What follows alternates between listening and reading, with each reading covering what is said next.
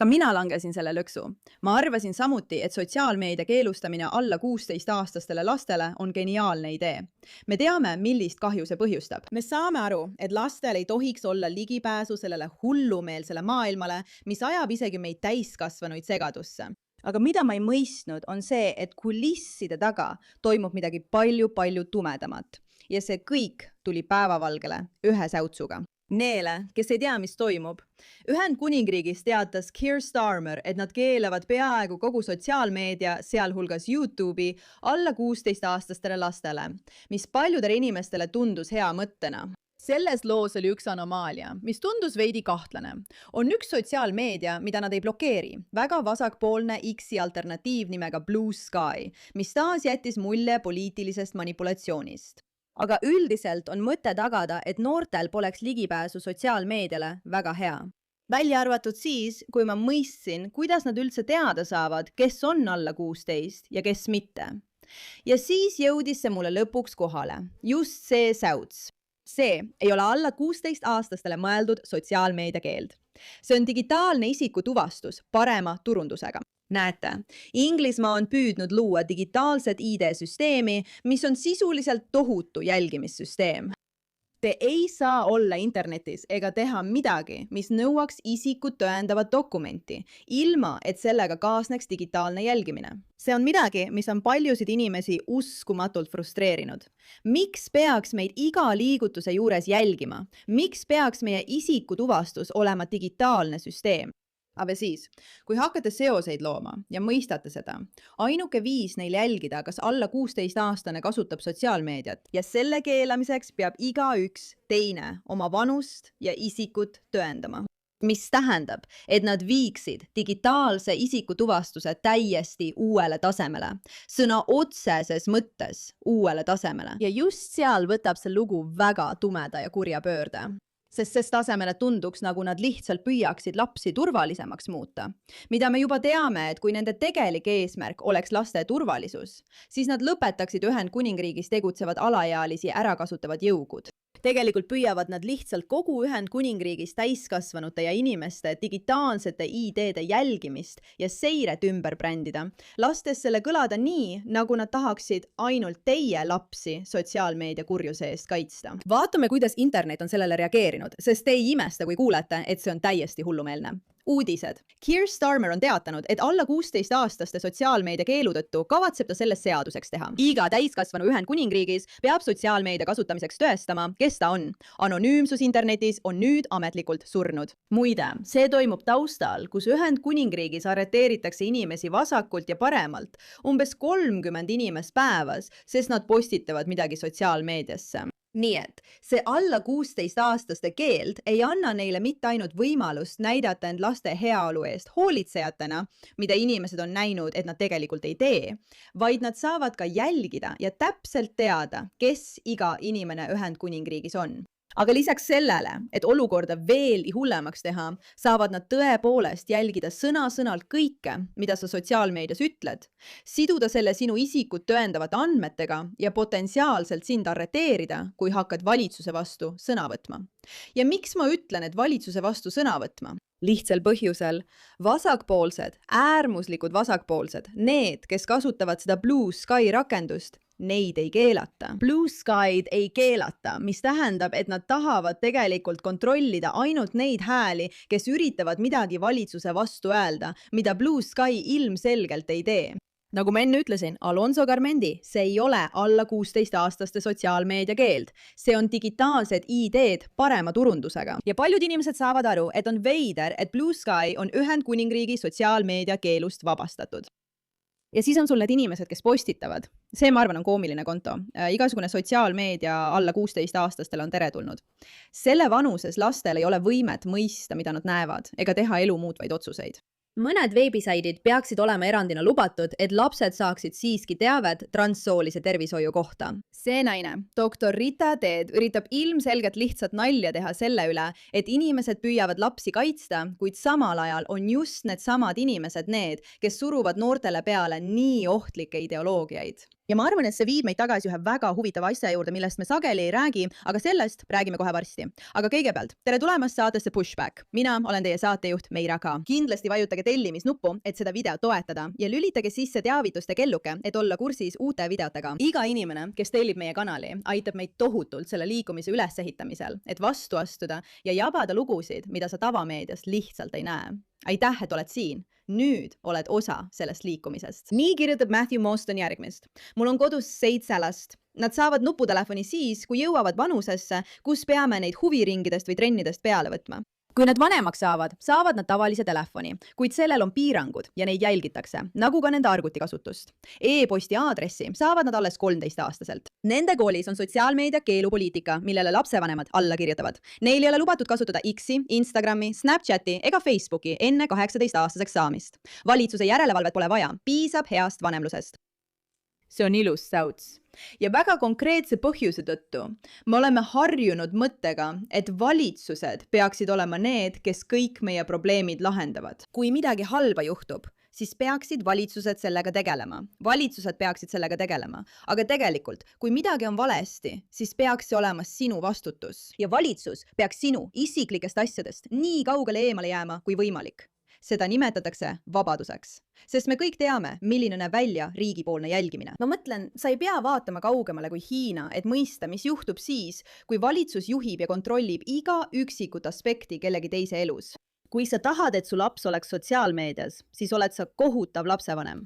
Aga sul on lubatud seda teha ja sul peaks olema õigus seda teha. Kui valitsus hakkab otsustama, kellel on lubatud mida kasutada, eriti kui see puudutab sõnavabadust, siis muutub asi probleemseks. Ja nüüd emana mõtlen ma sellele kogu aeg. Ma soovin, et lastel ei oleks mingitki ligipääsu sotsiaalmeediale. Ma arvan, et elu oleks nii palju parem. Aga tõde on see, et ma soovin, et oleks lihtsalt keeld, mis selle niimoodi eemaldaks. Et ma ei peaks ise rasket tööd tegema, et saada heaks emaks ja tagada, et mu laps oleks meelelahutatud muul viisil kui sotsiaalmeedia kaudu, mis on lihtsalt nii palju lihtsam.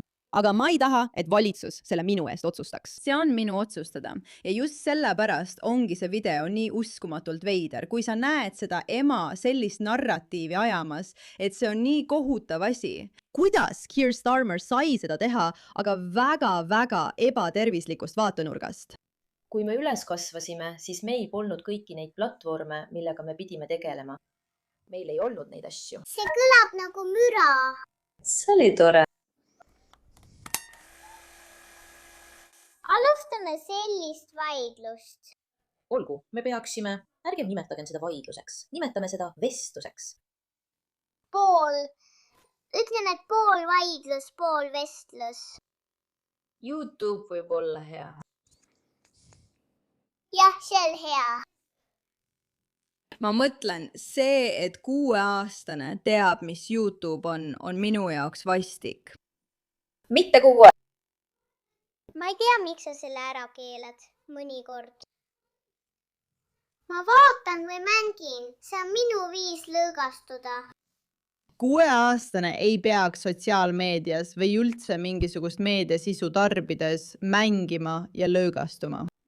Kas sa tead, kui paljud emad ja isad kirjutasid sinu emale, et nad tahavad YouTube'i ja kõik teised platvormid sinuvanustele lastele ära keelata? Sadu. Miks sa tegid selle enda teemaks?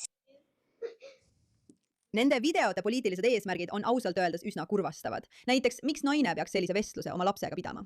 Olgu, mis iganes. Aga juba see, et sul on 6-aastane laps, kes paanitseb selle üle, et YouTube keelatakse, on iseenesest probleemne. Ja kui sa vaatad ülejäänud videot, siis ma isegi ei tea, kes see valitsuse mees on. Keir Starmer. Keir Starmer, mida see tähendab? Ja, sest 6-aastane ei peaks teadma, kes on Keir Starmer, aga 6-aastane ei peaks ka teadma, mis on YouTube. See ei ole hea asi, mida väikesele lapsele õpetada. Keegi kirjutas siin, et selle asemel, et keelata lastel sotsiaalmeediat kasutada, võiksime hoopis poliitikud oma elust ära keelata. Oluline on teada, et alla 16-aastastele mõeldud sotsiaalmeedia keeld ei ole tegelikult keeld alla 16-aastastele. See on valitud sotsiaalmeedia keelustamine kõigile, kuni sa suudad end tuvastada. Teised vanemad, tänu jumalale, et Keir Starmer on keelanud sotsiaalmeedia ja YouTube'i alla 16-aastastele. Parim asi, mida ta kunagi teinud on. Mina täiesti järkvel, ärge muretsege lapsed, mul on VPN valmis. Minu lapsed kuuluvad mulle, mitte riigile, ja see ei kuulu läbirääkimisele. Nii ma tunnen. see ongi täpselt nii, nagu mina tunnen. Mask on David Shaw täielikult langenud. Keir Starmer keelab teismelistel sotsiaalmeedia kasutamise, aga arva ära, milline rakendus on maagiliselt erandiks. Blue Sky. Nad blokeerivad kõik platvormid, mis võimaldavad sõltumatut sõnavabadust, jättes samal ajal kõige äärmuslikuma vasakpoolse kajakambri täiesti avatuks. See ei olnud kunagi seotud laste turvalisusega. See on väga koordineeritud vandenõu, et lõksu püüda sinu lapsed digitaalsesse mulli ja aju pesta neid puhta eliidi propagandaga. Nad tahavad täielikku kontrolli selle üle, mida järgmine põlvkond tohib mõelda. Ja ka seda, kui sa keeldud lubamast leiboristlikul eliidil meie lapsi indoktrineerida. Jah, ma jagan seda. Sa ei saa keelata lastel sotsiaalmeedias olla, ilma et nõuaksid kõigilt isikutuvastust. Briti valitsus toob digitaalsed ID-d tagaukse kaudu sisse. Ühendkuningriigi valitsus teeb absoluutselt kõike peale selle, mida Briti rahvas tahab. Jah. Olen pannud oma laste telefonidele piirangud, nii et nad ei saa neid kasutada enne kella 7 hommikul ega pärast kella 8 õhtul, välja arvatud helistamiseks ja sõnumite saatmiseks. Nad ei saa rakendusi alla laadida ilma minu loata, see ei ole lubatud. WhatsApp, Instagram, TikTok, Snapchat, X. Seda nimetatakse lapse vanemaks olemiseks. Mõned võiksid seda proovida. Ühendkuningriigi valitsus ütleb, et alla 16-aastastel keelatakse sotsiaalmeediaplatvormidel viibimine 2027 aasta kevadeks. Professor Amy Orben, psühholoog MRC kognitsiooni ja ajuteaduse ühikutest ning John St. Johni kolledži kaaslane Cambridge'is annab oma hinnangu tänastele teadetele ja meetmetele võrreldes juba teadaolevate tõenditega sotsiaalmeedia kohta. Ma ütlen teile seda, teil pole vaja mingeid tõendeid selle kohta, mida sotsiaalmeedia teie lastega teeb. See on hävitav, see on ohtlik ja see ei ole miski, millega meie täiskasvanutena suudaksime toime tulla. Seega ei saa lapsed sellega kindlasti hakkama. Mis mulle tõesti huvitav tundus, oli see, et ma nägin seda BBC videot igal pool ringlemas. Nüüd me teame, et BBC on lihtsalt kohutav hääletoru kohutavale valitsusele.